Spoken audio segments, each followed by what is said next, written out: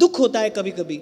आज मुझे अवसर मिला है तो मैं यहां से ये बात कह रहा हूं। वृंदावन में भीड़ तो बढ़ी और खूब बढ़ी, फिर कभी कभी देखकर दुख होता है कि श्री बिहारी जी का, श्री राधा वल्लभ जी का दर्शन करने जा रहे हैं, जिनके लिए नित्य गाया जाता है कि देवता दर्शन को तरसें, उनका दर्शन करने जा रहे हैं। कैसे वस्त्र पहने हैं, फूहड़ अपलाप, अव्यवस्थित वेशभूषा। महाराज जी नेचर और कल्चर की बात कर रहे थे, प्रकृति और संस्कृति। ध्यान रखना, किसी भी संस्कृति का प्राण तो सर्व के प्रति सद्भाव ही है और होना चाहिए। अगर नहीं है तो फिर वो संस्कृति कहलाने योग्य नहीं है। किसी भी संस्कृति का प्राण तो सर्व के प्रति सद्भाव ही है और होना चाहिए। मेरा ऐसा मानना है, मानवता को पीछे छोड़कर कोई भी समाज, कोई भी राष्ट्र, कोई भी देश कभी आगे नहीं बढ़ सकता।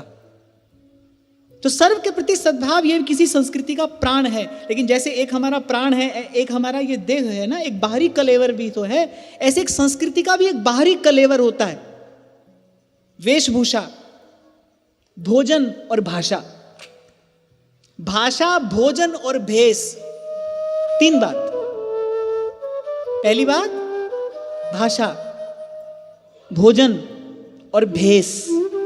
भेष, ये तीन बातें किसी भी संस्कृति का बाहरी कलेवर है।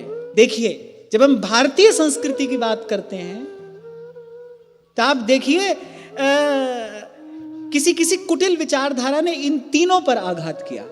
भाषा, भोजन और भेष, तीनों दूषित होते जा रहे हैं, तीनों विकृत होते चले जा रहे हैं। तो कभी कभी दुख होता है देखकर, पता नहीं किसकी कृपा का छींटा पड़ता है, कोई जीव वृंदावन पहुंचता है, वो देव दुर्लभ दर्शन प्राप्त करने के लिए जाता है। इतना भी गौरव नहीं, इतनी भी शिष्टता नहीं,